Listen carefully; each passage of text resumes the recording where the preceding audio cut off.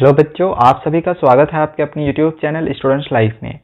तो बच्चों, आज हम फिर से एक केस स्टडी बेस्ड वाले क्वेश्चन को बनाने के लिए सीखेंगे। इससे पहले भी हमने 4 क्वेश्चन को और बनाने के लिए सीखा हुआ है। अगर आपने उन वीडियोस को नहीं देखा हुआ होगा तो डिस्क्रिप्शन पे आप लोग को लिंक मिल जाएगा, उस पर क्लिक करके आप किसी भी क्वेश्चन को भी समझ सकते हैं। 16 मार्क्स का क्वेश्चन सिर्फ केस स्टडी बेस्ड में रहेगा, तो ऐसे क्वेश्चन की प्रैक्टिस आप लोग ज़्यादा से ज़्यादा जरूर करें, जिससे कि आप अपने एग्जामिनेशन में अच्छे मार्क्स ऑब्टेन कर सकते हो। चलो अभी हम इस क्वेश्चन को भी समझ लेते हैं। यहाँ पे जो भी चीज़ें लिखी गई है, या पहले मैं आप लोग को ये समझा दे रहा हूँ। यहाँ पे जो फिगर दिया गया है ये रेड फोर्ट का फिगर है। इस फिगर में यहाँ पर 2 पिलर्स दिए गए हैं। ये दोनों ही पिलर्स को अगर आप देखो तो ये सिलेंडर के शेप में है, ठीक है। ये दोनों पिलर सिलेंडर के शेप में है और 2 डॉम्स दिए गए हैं और ये दोनों ही डॉम्स हेमिस्फीयर के शेप में है, ठीक है। हेमिस्फीयर, स्फीयर का आधा कर दो तो हेमिस्फीयर हो जाएगा, ठीक है। तो ये दोनों डॉम्स हेमिस्फीयर के शेप में है, दोनों पिलर जो है वो सिलेंडर के शेप में है। ये बात बस ध्यान में रखना है। तो ये बस सारी चीजें इसमें यहाँ पे लिखी गई है। चलो इसको एमसीक्यू क्वेश्चन को इसके देखते हैं। क्वेश्चन 1 दिया गया है, how much cloth material will be required to cover 2 big domes each of radius 2.5 metres. Question दिया गया है कि इन दोनों ही डॉम्स को ढकने के लिए कितने मीटर कपड़ों की आवश्यकता पड़ेगी, और इसका रेडियस दे दिया गया है, ठीक है। हेमिस्फीयर का रेडियस दे दिया गया है 2.5 मीटर, ठीक है। यहाँ पे इन दोनों ही ढकना है, ठीक है। दोनों ही डॉम्स को ढकना है। ढकने के लिए कितना मीटर कपड़ों की आवश्यकता पड़ेगी, तो इसके लिए क्या करेंगे, सपोज करो ये पहला वाला डॉम है यहाँ पे, ठीक है। ये पहला वाला डॉम है, इसको ढकना है। तो कपड़ा जब इसको हम ढकेंगे तो यहाँ से यहाँ तक ऐसे ढकाएगा, नीचे वाला पोर्शन खाली रह जाएगा, ठीक है। अगर नीचे वाला भी पोर्शन ढकाता, ठीक है, ऐसे करके अगर यहाँ पे ऐसे करके ढका रहा है, नीचे वाला पोर्शन तो ढकाएगा नहीं, तो नीचे वाला अगर पोर्शन ढकाता तो इसमें हम टोटल सरफेस एरिया निकालते हैं, ठीक है। लेकिन नीचे वाला पोर्शन खाली रह जा रहा है, इस वजह से हम इसमें टोटल सरफेस एरिया नहीं निकालेंगे, हम इसमें निकालेंगे कर्व सरफेस एरिया। ये बस मैंने आप लोगों को बता दिया ताकि आप लोगों को पता चले कि हम कर्व सरफेस एरिया कब निकालते हैं और टोटल सरफेस एरिया कब निकालते हैं, ठीक है। बिल्कुल सेम इसी तरह से इसमें भी होगा। इसको भी जब ढकना है तो नीचे वाला पोर्शन तो खाली रहेगा, यहाँ से यहाँ तक ढकाएगा, तो इसमें भी हम निकालेंगे कर्व सरफेस एरिया, ठीक है। तो दोनों का तो रेडियस सेम है, यानी कि दोनों डॉम्स के लिए हम 2 लिख दिए। कर्व सरफेस एरिया निकाल रहे हैं, ठीक है। कर्व सरफेस एरिया निकाल रहे हैं किसका, हेमिस्फीयर का, ठीक है। Curve surface area of hemisphere निकाल रहे हैं। फॉर्मूला आप लोग को याद होगा, curve surface area of hemisphere का फॉर्मूला होता है 2 पाई आर स्क्वायर, ठीक है। यानी 2 multiply 2 pi R square, okay. तो 2 2 जा कितना हो जाएगा, 4 पाई आर स्क्वायर, ठीक है। 4 पाई आर स्क्वायर। आर का वैल्यू दिया हुआ है क्वेश्चन में, यहाँ पे मैं आप लोग को दिखा दे रहा हूँ। देखो आर का वैल्यू दिया गया है 2.5 मीटर और पाई का वैल्यू दिया गया है 22/7। 4 पाई आर स्क्वायर, पाई का वैल्यू दिया गया है 22/7। आर का वैल्यू दिया गया है 2.5। आर स्क्वायर होता है, यानी कि स्क्वायर के लिए हम लोग 2 बार लिख देंगे, 2.5 मल्टीप्लाई 2.5, ठीक है। अब करना कुछ नहीं है, बस इन सब को मल्टीप्लाई कर लेना है और 7 से डिवाइड कर लेना है। बहुत ही आसान है, ठीक है। बस इन सब को आप लोग मल्टीप्लाई करके 7 से डिवाइड कर ले। जब आप मल्टीप्लाई करने के बाद 7 से जब आप डिवाइड करोगे तो ऑप्शन बी इसमें जो दिया गया है 78.57, तो इतना आप लोग का आंसर आ जाएगा, ठीक है। तो ये क्वेश्चन नंबर 1 हो गया। चलो आगे देख लेते हैं क्वेश्चन नंबर 2 को। क्वेश्चन दिया गया है कि write the formula to find the volume of a cylindrical pillar. अब यहाँ पे ये जो सिलिंड्रिकल पिलर है, ठीक है, जो पिलर दिया गया है सिलेंडर के शेप में है, तो इन दोनों का वॉल्यूम फाइंड करने के लिए हम लोग कौन सा फॉर्मूला यूज करेंगे, यानी कि वॉल्यूम ऑफ सिलेंडर का हमें फॉर्मूला लिखना है। वॉल्यूम ऑफ सिलेंडर का फॉर्मूला होता है पाई आर स्क्वायर एच। तो यदि आप लोग को फॉर्मूला याद है तो ये क्वेश्चन ऐसे बन गया, इसमें तो हमें कुछ करना है नहीं, ओके। तो ये हम लोग का राइट आंसर हो जाएगा ऑप्शन ए। चलो आगे देखते हैं क्वेश्चन नंबर 3 को। इसमें निकालना है लेटरल सरफेस एरिया दोनों पिलर का। ये दोनों पिलर का लेटरल सरफेस एरिया। ये दोनों पिलर किसके शेप में है, सिलेंडर के शेप में है। स्टार्टिंग मैंने आप लोग को बता दिया।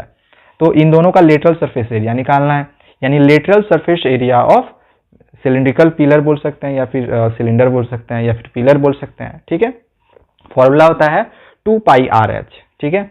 तो यहाँ पे 2 पिलर दिए गए हैं, 2 पिलर दिए गए हैं, तो 2 से मल्टीप्लाई करेंगे 2 पाई आर एच को, ठीक है, क्योंकि curve surface area of cylinder का फॉर्मूला या फिर लेटरल सरफेस एरिया आप बोल लो, कर्व सरफेस लेटरल सरफेस दोनों एक ही होता है। ठीक है, तो दोनों का फॉर्मूला होता है 2πRh, इक्वल ही होता है, लेटरल बोलो या फिर कर्व बोलो। अब क्वेश्चन में अगर अभी यहाँ पे हम देखें तो क्वेश्चन में यहाँ पे हाइट दिया गया है 7 मीटर और रेडियस दिया गया है 1.4 मीटर। ठीक है, हाइट दिया गया है 7 मीटर, रेडियस दिया गया है 1.4 मीटर। और अभी हमने देखा कि यहाँ पे ऊपर कितना आया था, 2 मल्टीप्लाई किए हुए थे ऐसे, 2 मल्टीप्लाई 2πRh इतना आया था। तो 2 2 जा 4 हो गया। पाई का वैल्यू आप वही से 22/7 पुट कर सकते हो। आर का वैल्यू अभी हमने यहाँ पे देखा 1.4 था। ठीक है, तो हम यहाँ पे जो आर का वैल्यू है 1.4 लेंगे और एच का वैल्यू भी 7 दिया गया था, हम यहाँ पे 7 लिख लिए। ठीक है, ये हो गया 2πRh, मतलब 2 2 जा 4, पाई का वैल्यू, आर का वैल्यू और एच का वैल्यू। ये 7 7 कैंसिल हो जाएगा। अब बस इन तीनों को मल्टीप्लाई कर लो, तीनों को मल्टीप्लाई करने के बाद जो आएगा वही आंसर हो जाएगा। ठीक है, जब तीनों को आप मल्टीप्लाई करोगे तो 123.2 होगा। ठीक है, तो ये हम लोग का राइट आंसर हो जाएगा। ये हो गया क्वेश्चन नंबर 3। क्वेश्चन नंबर 4 देखते हैं। क्वेश्चन दिया गया है कि how much is the volume of A hemisphere if the radius of the base is 3.5। हमें निकालना क्या है, वॉल्यूम, यानी volume of hemisphere, volume of hemisphere निकालना। फॉर्मूला क्या होता है वॉल्यूम ऑफ हेमिस्फीयर का, तो 2/3πr³, ये फॉर्मूला होता है वॉल्यूम ऑफ हेमिस्फीयर का। बस पाई और आर का वैल्यू पुट कर लेना है। ठीक है, तो यहाँ पे कैसे कर लेते हैं, 2/3, पाई का वैल्यू वही 22/7 r³, आर का यहाँ पे वैल्यू दिया गया है देख लो 3.5। ठीक है, तो 3.5 r³ था, यानी कि इसको अब हम 3 बार लिखेंगे, 3.5 मल्टीप्लाई 3.5 मल्टीप्लाई 3.5। ये तो कट जाएगा, इसको काट लेना है। ठीक है, 0.5 हो जाएगा और तो कहीं कुछ कटेगा नहीं, तो बस फिर से इन सब को मल्टीप्लाई करके 3 से डिवाइड कर ले। जब आप इन सब को मल्टीप्लाई करके 3 से डिवाइड करोगे तो आपका आंसर आ जाएगा 89.83। ठीक है, आप लोग कैलकुलेशन कर लेना। तो इसका जो राइट आंसर हो जाएगा वो ये हो जाएगा, ऑप्शन डी 89.83। ओके, तो ये हो गया क्वेश्चन नंबर 4। एक लास्ट क्वेश्चन है जिसमें हमें रेशियो निकालना है, और रेशियो वाला क्वेश्चन हमारे एग्जामिनेशन में एक जरूर रहता ही है।